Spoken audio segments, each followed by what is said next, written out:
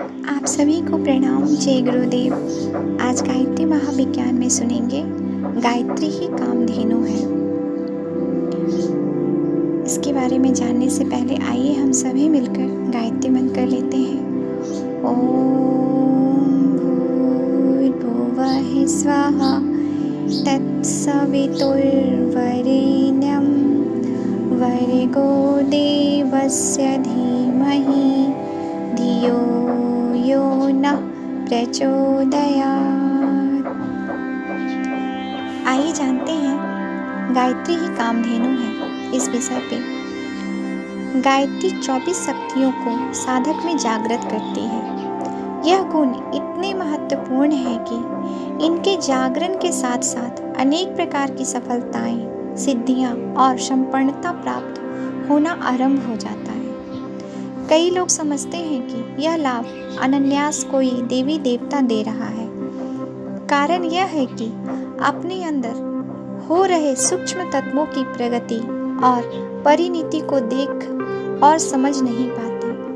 यदि वे समझ पाए कि उनकी साधना से क्या क्या सूक्ष्म प्रक्रियाएं हो रही हैं, तो यह समझने में देर नहीं लगेगी कि यह सब कुछ कहीं से अनायास दान नहीं मिल रहा है, वरन आत्मविद्या की सुव्यवस्थित वैज्ञानिक प्रक्रिया का ही परिणाम है।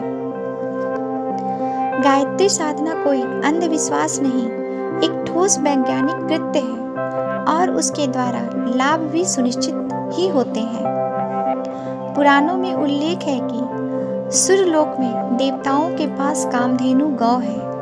वह अमृतोपम दूध देती है, जिसे पीकर देवता लोग सदा संतुष्ट, प्रसन्न तथा समुन्नत रहते हैं। इस गौ में यह विशेषता है कि उसके समीप कोई अपनी कुछ कामना लेकर आता है तो उसकी इच्छा तुरंत पूरी हो जाती है। कल्प वृक्ष के समान कामधेनु गौ भी अपने निकट पहुंचने वालों की मनोकामना पूरी करती है। यह कामधेनु गौ गायत्री ही है। इस महाशक्ति की जो देवता दिव्य स्वभाव वाला मनुष्य उपासना करता है, वह माता के स्तनों के समान आध्यात्मिक दुग्ध धारा का पान करता है। उसे किसी प्रकार की कोई कष्ट नहीं रहता। आत्मा स्वतः आनंद स्वरूप है। आनंद मग्न रहना उसका प्रमुख गुण है। दुखों के हटते और मिटते ही वह अपने मूल स्वभाव स्वरूप में पहुंच जाता है। देवता स्वर्ग में सदा आनंदित रहते हैं। मनुष्य भी भूलोक में उसी प्रकार आनंदित रह सकता है यदि उसके कष्टों का निवारण हो जाए। गायत्री कामधेनु मनुष्य के सभी कष्टों का समाधान कर देती है। आज के इस अध्याय में सुनेंगे गायत्री साधना से श्री, समृद्धि और सफलता। गायत्री त्रिगुणात्मक है। उसकी उपासना से जहाँ सतोगुण बढ़ता है, वहाँ कल्याणकारक एवं उपयोगी रजोगुण की भी अभिवृद्धि होती है। रजोगुणी आत्मबल बढ़ने से मनुष्य की गुप्त शक्तियाँ जागृत होती हैं, जो सांसारिक जीवन के संघर्ष में अनुकूल प्रतिक्रिया उत्पन्न करती है।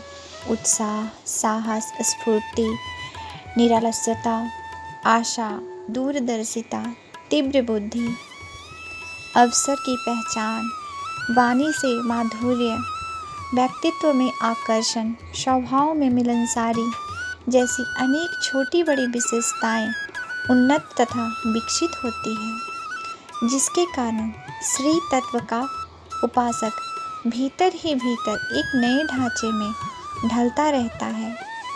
उसमें ऐसे परिवर्तन हो जाते हैं जिनके कारण साधारण व्यक्ति भी धनी समृद्ध हो सकता है।